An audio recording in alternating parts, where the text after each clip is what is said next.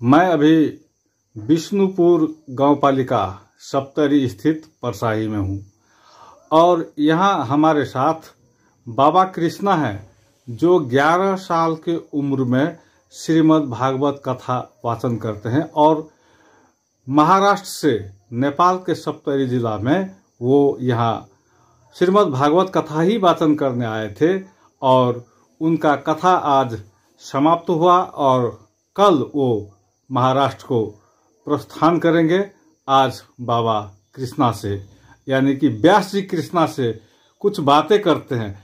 बाबा, आप यहाँ पर आए, 7 रोज श्रीमद् भागवत कथा किए, कैसा लगा नेपाल में आपका पहला अनुभव? सभी भक्तों को राधे राधे। और जानकी मैया के मायके में आके बड़ा आनंद हुआ, बड़ा अनुभव की बातें सीखने के लिए मिली और यादव जी के सानिध्य में रहकर बड़ी सुंदर सुंदर बातें सीखी और सुंदर व्यवस्था हमारे यादव जी ने करी। और नेपाल की जानकी मैया की पावन धरा पर आके जानकी मैया के महल का दर्शन करके बड़ा आनंद हुआ।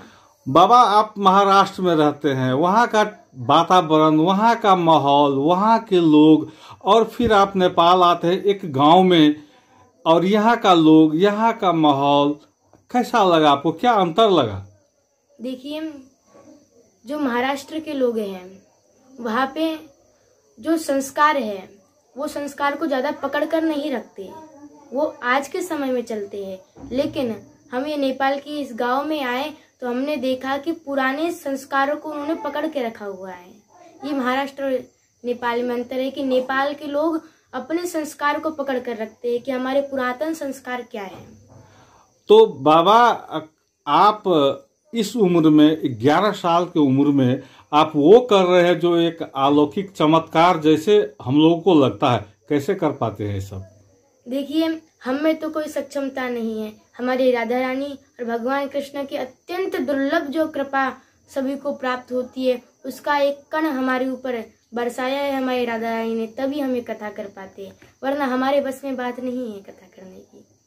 तो बाबा, जैसे आप नेपाल के इस गांव में आए, आप यहाँ 7 दिन रहे, 7 दिनों में आपको अच्छा क्या लगा और यहाँ अच्छा नहीं क्या लगा? अच्छा नहीं तो ऐसे कुछ लगा ही नहीं, सब कुछ अच्छा लगा हमें यहाँ पर। यहाँ के लोग, यहाँ की हमारी सारी मैयाएं और यहाँ पे सबसे प्रेमी उपासना मैया जिन्होंने खूब सेवा करी, हमारी भूपेंद्र जी इन्होंने भी खूब सेवा करी, बहुत अच्छा लगा। तो बाबा, आपको अच्छा लगा, आप जो यहाँ पर कथा वाचन किए, लोगों से आपने क्या पाया? यहाँ के लोगों से? यहाँ के लोगों से हमने बस आपको बताया एक ही चीज पाई है कि संस्कार को उन्होंने पकड़ा है, अपनी भक्ति में हमेशा लीन रहते हैं और यहाँ के लोग अपने भक्ति, अपने रास्ते, अपनी श्रद्धा को पकड़ के रखते हैं कि उस संसार में गूंजे नहीं हैं, अपने संस्कारों पे लगे हुए हैं। तो बाबा, यहाँ से आप कल जाएंगे जी। आपका यात्रा फिर हम लोग के हिसाब से ऐसा लगता है तो कम से कम 3 रोज आपको लगेगा महाराष्ट्र पहुंचने में। तो जाते जाते आप यहाँ के लोगों को क्या बोल के जाना चाहते हैं? आप क्या संदेश देना चाहते हैं? संदेश एक ही देंगे कि यहाँ पे जो हमने देखा कि देखिए, जो यहाँ पे हमने नेपाल की पावन धरा पर दर्शन किया, एक ही संदेश देंगे और हर कथा में संदेश देते हैं, हर राज्य में हर धरा पे संदेश देंगे। और नेपाल की पावन धरा हिंदू राष्ट्र सबसे पहला राष्ट्र कौन सा है? नेपाल की पावन धरा ही हिंदू राष्ट्र सबसे पहला है।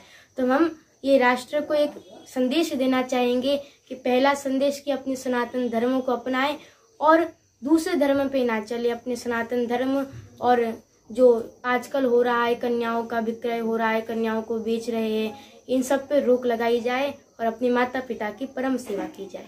बाबा, आपका प्रवचन, आपका कथा वाचन तो संस्कार टीवी पे भी हम लोग देखते रहते हैं। तो आप जो यहाँ से महाराष्ट्र जाएंगे तो क्या महाराष्ट्र में आप यहाँ की विविधताओं को, यहाँ जो आपने पाया उसके बारे में क्या कभी प्रवचन करेंगे वहाँ? बिल्कुल करेंगे, हर कथा में करेंगे कि हम हर बार कहेंगे और महाराष्ट्र के लोगों को बताएंगे कि नेपाल के लोग कितने अच्छे हैं। तो बाबा, अब फिर आपका नेपाल आने का मन करेगा? हाँ, बहुत बार करेंगे। जानकी मैया की पावन धरा पे आने का किसका मन ना करे।